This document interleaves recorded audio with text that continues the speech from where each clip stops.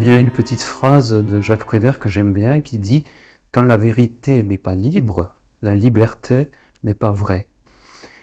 Parce qu'une société, fût-elle démocratique, impose à son peuple une seule vérité, qu'il s'agisse d'une vérité scientifique, économique, écologique, sanitaire ou autre. À plus forte raison en se servant, comme aujourd'hui, de médias dont elle a le quasi-contrôle, alors la liberté n'est plus qu'un mot vidé de son sens, c'est-à-dire quelque chose de truqué, ce qu'en termes très actuels on appelle un fake.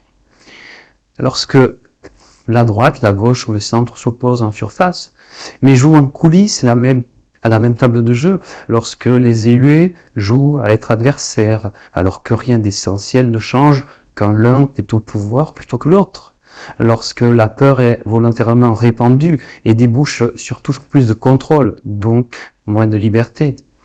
Eh bien, à chaque acte de cette théâtralisation politique, typique de nos démocraties contemporaines, la liberté est-elle encore une réalité ou un leurre, hein? Demandons-nous aussi si être de droite ou de gauche a encore un sens.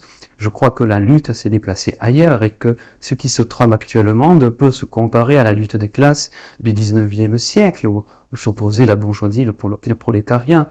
Par le passé, les intérêts des travailleurs allaient dans le sens du déploiement à l'échelle internationale des forces productives. Aujourd'hui, cette extension productive est avalée par le mondialisme qui coïncide avec la perte par les États nationaux de leur pouvoir au profit du lobbying des firmes multinationales. Autrement dit, aujourd'hui, le prolétariat est international.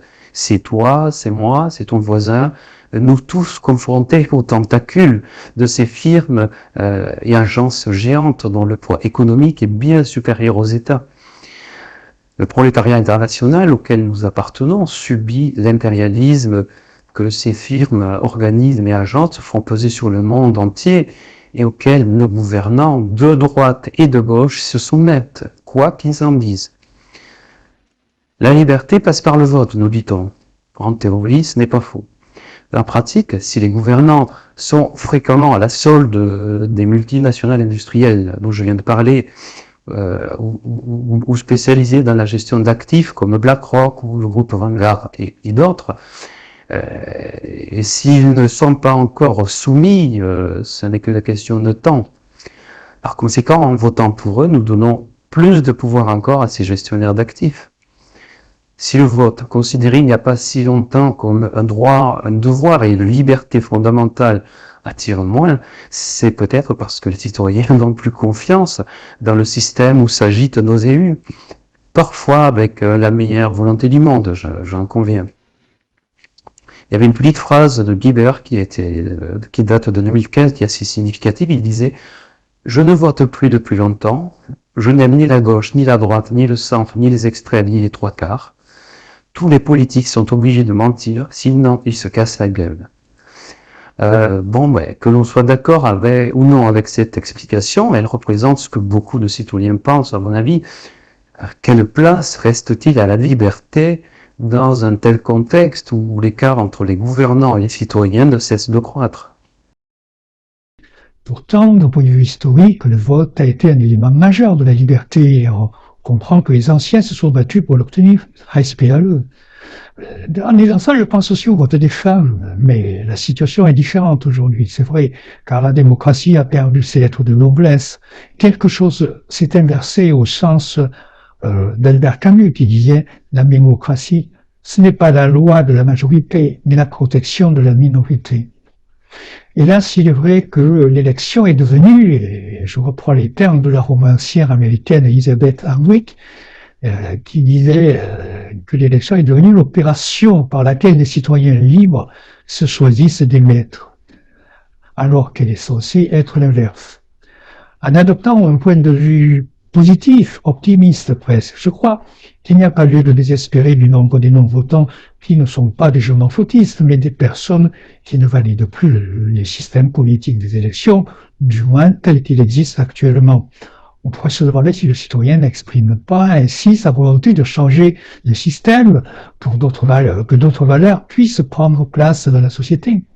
C'est logique, hein, d'ailleurs, parce que si voter, c'est exprimer son soutien à ce système malade, ne plus voter, c'est en appeler un autre pour lui succéder.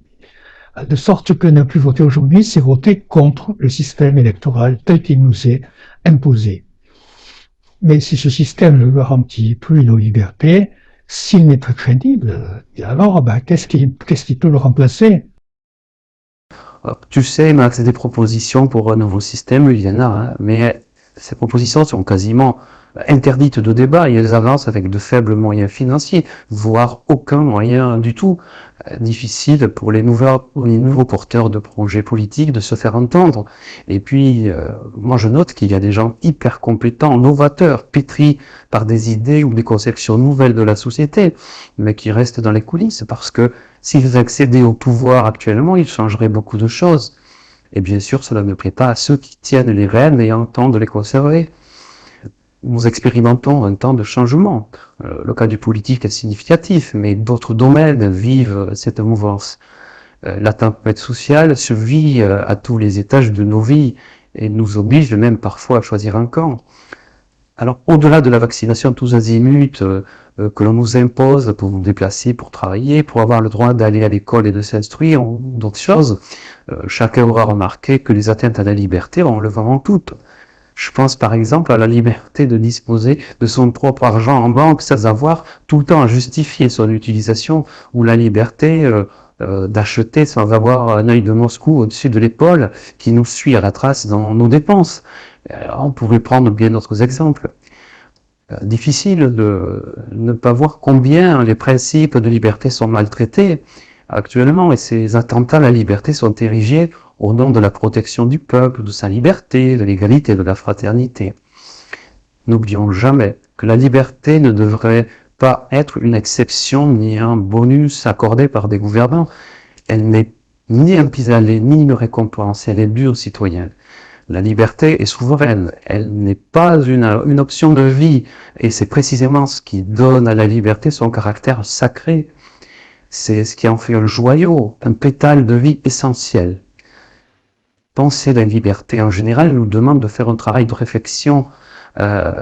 Pourquoi attendre qu'un prince, un prêtre ou un parent dépose à nos pieds leur vision des choses, leur vision de la liberté, puis nous impose leur vision? C'est vrai que lorsque nous sommes désorientés, qu'on vit l'inconfort matériel ou psychologique, le réflexe humain est de se tourner vers un sauveur, livré sur un plateau, plutôt que de chercher la réponse en soi. Personne n'est à l'abri de cette désorientation à un moment donné de sa vie. C'est humain, ça fait sans doute partie de notre apprentissage. Mais chercher la liberté à l'extérieur avant de l'identifier à l'intérieur de nous est une erreur répandue. D'où l'importance de cette fameuse boussole intérieure dont on parlait précédemment, afin de ne pas se laisser emporter, balloter par le vent les passions du monde ou le vacarme extérieur. Oui, on va nous dire tout ça c'est bien beau, mais comment se connecter à cette liberté en soi? Alors, peut-être, c'est en tout cas ma recette personnelle sans prétention, peut-être en allant voir du côté du vide. Par vide, j'entends cette absence de valeur qu'on appelle la vacuité, et qui pourrait bien être l'endroit où la liberté fait son nid et trouve son origine. Peut-être aussi en cessant de croire que la liberté nous est apportée par une institution. Ça peut être le cas, bien sûr, mais l'institution peut être aussi l'instrument de privation de nos libertés. Depuis toujours, la liberté de l'esprit est le calice convoité par les tyrans, petits ou grands, connus ou inconnus, issus de la sphère privée ou publique. La liberté est la cible à atteindre de tous les pouvoirs du monde qui espèrent mettre la main dessus. C'est pour ça que nous en parlons ici comme d'un joyau. Depuis toujours, la liberté est ce que veulent les personnes humaines réunies en communauté. On parlera de liberté sexuelle, liberté d'expression, liberté publique, liberté d'agir, liberté d'aller venir, d'aimer, etc. La liberté se manifeste par une tension permanente vers quelque chose. Et ce quelque chose a un rapport étroit avec l'autodétermination. C'est en tout cas comme ça que je la comprends. Et l'autodétermination, c'est notre faculté de juger soi-même d'une situation, puis de prendre les mesures résonnant avec notre sensibilité, notre expérience, notre conviction profonde et inaliénable.